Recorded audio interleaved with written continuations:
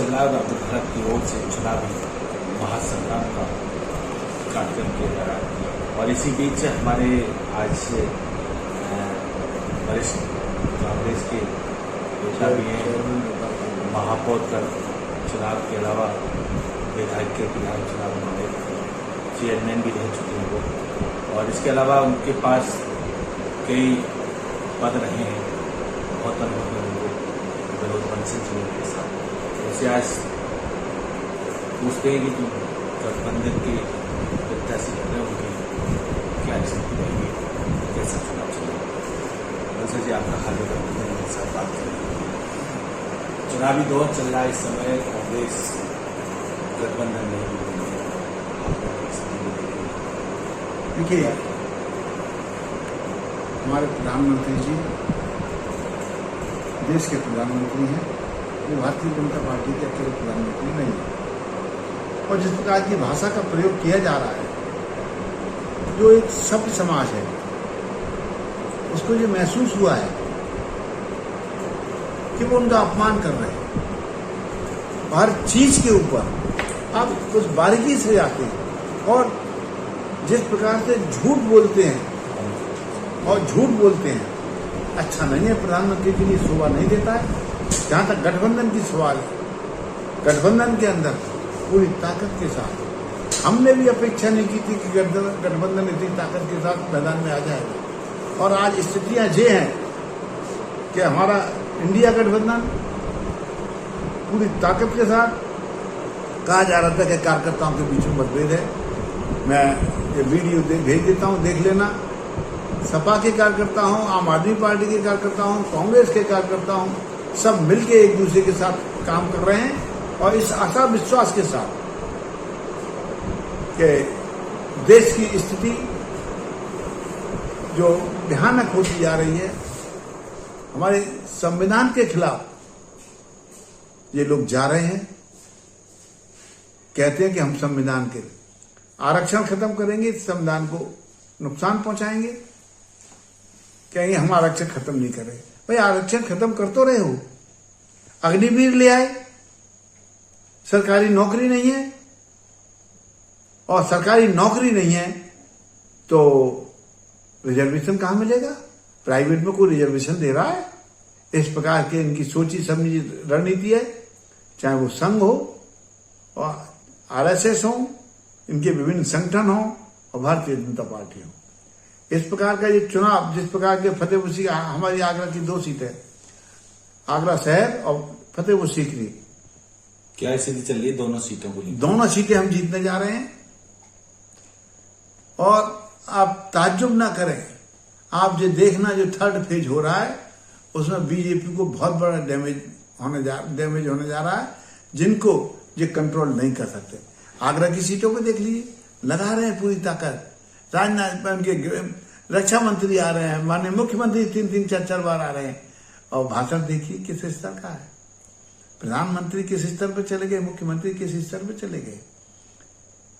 उस वक्त भूल गए थे ये प्रधानमंत्री अपनी अम्मी जान के साथ पाकिस्तान शहबाज उनकी माँ के मतलब जो शहबाज थे अहमद, उनकी माँ के पास गए थे बर्थडे की दिन है। अब इस वक्त झूठ बोलते हैं कि पाकिस्तान में जो होता है वो होता है, तुम्हारे इशारे पर होता है, तुम ही करते हो, और तुम ही तुम्हारा ही दोस्त है वो पाकिस्तान का प्रधानमंत्री, जो पहले था और आज भी है। आप उसके इशारे पे, आपके इशारे पे वो काम करता है और आप उसके इशारे पे काम करते हैं। यहाँ हमारे जो हिंदू मुसलमानों के बीच में, सिख ईसाई के बीच में सामंजस्य है, उसको आप बिगाड़ना चाहते हैं। आपकी नीयत इस बात की नहीं है कि लोग मोहब्बत से रहें। भाई, तुम्हें क्या परेशानी है? और प्रजातंत्र का देश है, आदमी आराम से जिसकी इच्छा होगी वहां वोट देगा। तुम किस बात का दबाव देना चाहते हो, किस बात की बात करना चाहते हो? लेकिन आप तो नशे में चूर हैं सब, पूरी भारतीय जनता पार्टी, और ये महसूस कर रही है कि शायद हमारे बिना कुछ और होगा नहीं। लेकिन एक बात रखो, ये हिंदुस्तान है, जब तुम आस्था पर विश्वास करते हो तो हम भी अपने भगवान की निष्ठा पर विश्वास करते हैं, और अत्याचार किसी का भी सहन नहीं किया गया है, चाहे वो कंस हो या वो रावण हो। प्रियंका जी आज आई, तो आज की क्या लगता है वहां के हालात अब क्या होंगे आने वाले चुनाव में?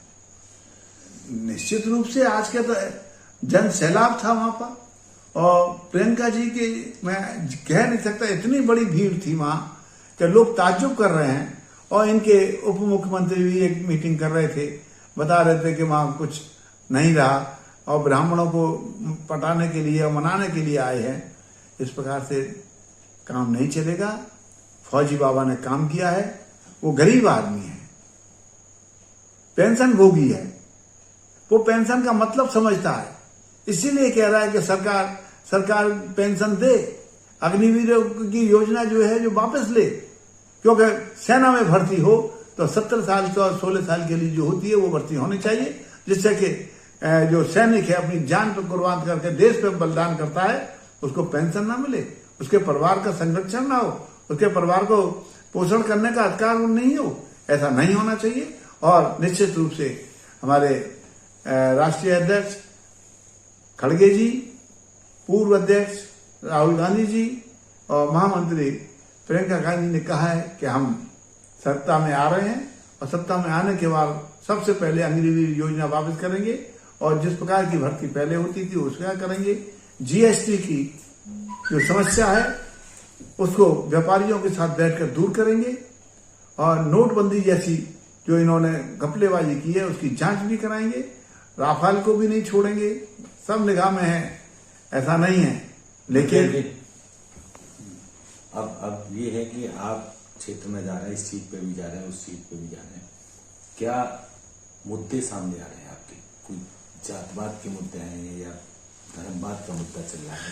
परेशान है, महंगाई इतनी है जिसकी वजह से लोग परेशान हैं। उनके अंदर इस बात की भावना पैदा कर गई है कि हम कुछ कर पाएं, उससे पहले ही ये भारतीय जनता पार्टी की जो केंद्र की सरकार है बहुत नुकसान करेगी और नुकसान कर रहे हैं। और मैं निश्चित रूप से ये कहना चाहूंगा कि अब समय आ गया है, बदलाव का दौर है।